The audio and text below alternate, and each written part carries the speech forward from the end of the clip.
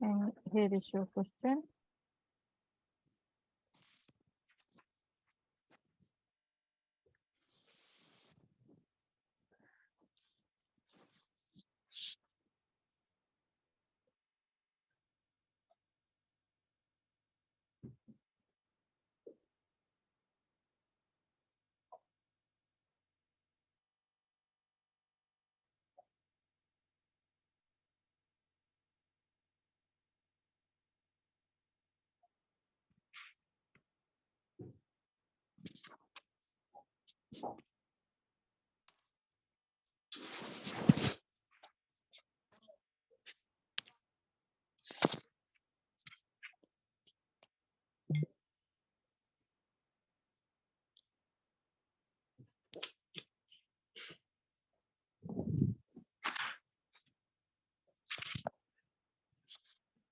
Yes.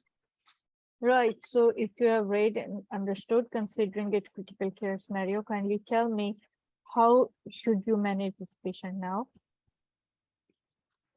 Okay, I'll manage the patient using the CRIPS protocol for our management. So I want to assess her using the ABC of CRIPS protocol. Okay. I want to assess the airway that she's breathing and remove any obstruction. Assess her breathing to ensure that the chest is breathing, and then count the respiratory rate, and then listen to her chest. Then the cardiovascular system, I want to assess the pulse rate, the temperature, and then the heart, and then listen to her heart. Then I also want to take samples for her and then set fluid warm. I want to give her warm fluid. Then I will want to check for her level of orientation. Since she's not responsive, so she will be unresponsive using the AVPU for assessing the level of caution. And then I'm going to cover her and make sure that she's using a warm blanket that is available, then cover her, control the environmental temperature to avoid to prevent worsening the hypothermia that she has. Then I'm going to pass a rectal catheter for her to monitor the urine output. Okay. How would you define hypothermia? Hypothermia is defined as a core body temperature less than 35 degrees Celsius. Very good. Can you tell me some ways by which core body temperature can be measured? Yes, the core body temperature can be measured from the esophagus, from the axilla, from the recti, and then also Tympanic membrane. and then Okay. Can you mention some causes of hypothermia? What yes, might have happened here in this case? Yes, for this case, I'll be considering being in losing it into the river because of a long. It's possible she has stayed in the river for a long time, and it's also possible that there was the temperature was down during the time that she was outside, so she has lost so much heat into the environment. Okay. And because she's also unconscious, she won't be able to shivering is lost, and then not cover herself with warm clothes to prevent hypothermia. Because of the cold weather. Can you, since you're mentioning the mechanism of shivering, can you mention how or what are the factors or the mechanisms that can contribute or can prevent from hypothermia? Okay, the other system that can prevent from hypothermia includes covering the patient very well. Then shivering also prevent hypothermia. The other method is use of warm blankets to cover the patient. So please tell me the scientific ways, scientific mechanisms. What is conduction? What is convection? Okay, all right. The conduction. Evaporation, yes. Okay, the conduction is when there is heat loss from the body into a material that is close to the body. While convection, that's conduction. Convection is when there is heat transfer from from a body to another object, but there's not in close contact with the body.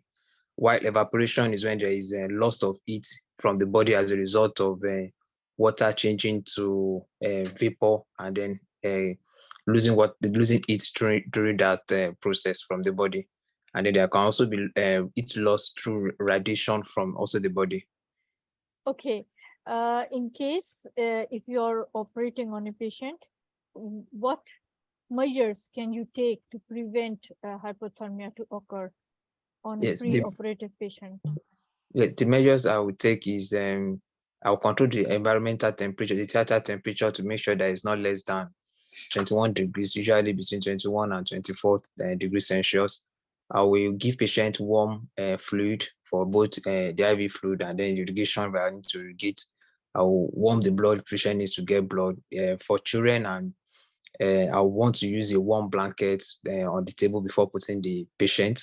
Then I will make sure that the surgery is not unnecessarily prolonged, and then I'll make sure that there is control exposure of Okay. the patient so as to prevent Can its loss. you please tell me some of the complications which can occur as a result of hypothermia?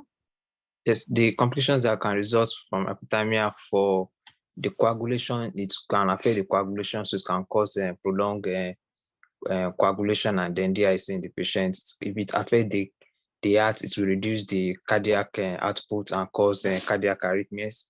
If it affects the respiratory system, it will impair it will intervene with the oxygen release in the tissue will be low, so the tissue will have hypoxia, despite the fact that there is much oxygen in the hemoglobin. Yeah, how does it Then, affect renal system and respiratory? then for the renal system, too, it also reduces the renal blood flow, and then can lead to renal failure in the patient, and also reduces the cerebral blood perfusion also. Okay. Can you tell me, okay, if they just suppose patient is pre-op or peri-op and patient undergoes or suffers from hypothermia. So what are the consequences that you can mention few that you will come across? If patient suffers hypothermia during the procedure, there can be DIC. Patient can have DIC. The blood, this will lead to abnormal coagulation in the patient. It can also reduce the blood flow to the renal, to the kidneys, and then causing acute renal failure or acute kidney injury in the patient. The respiratory system also will be affected, so patients could have impaired ventilation, oxygenation mismatch. Quickly, some of the consequences are increased surgical bleeding. So there could be MI or arrhythmia. There could be delayed recovery in anesthesia, like from anesthesia. There could be excess stimulation of sympathetic, negative nitrogen balance, impaired immunity, and wound infection or discomfort. Okay. Can you tell me how the patient during surgery or post-operatively should be kept warm? Okay. To keep the patient warm during surgery, I will want to control the environmental temperature of where the patient is in the recovery room that is not low. Then I'll keep patient warm with blanket or use a warm earbed. Patients will be given a warm IV fluid for the surgery.